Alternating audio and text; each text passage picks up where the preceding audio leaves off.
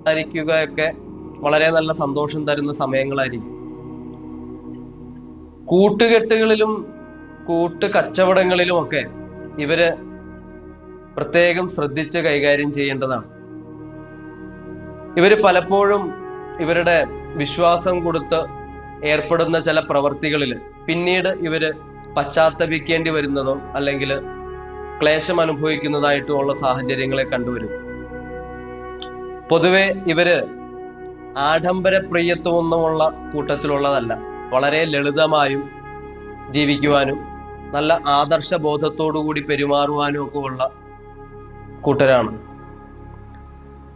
ഇവര് തന്നെ ഏതെങ്കിലും തരത്തില് വിശ്വാസ ലംഘനം ആരെങ്കിലും നടത്തി എന്നറിഞ്ഞു കഴിഞ്ഞാൽ അവരോട് വളരെ നയപരമായ രീതിയിൽ പ്രവർത്തിച്ച് തൻ്റെ കാര്യം കാണാൻ കഴിവുള്ള ബിരുദമുള്ള ആൾക്കാരാണ്.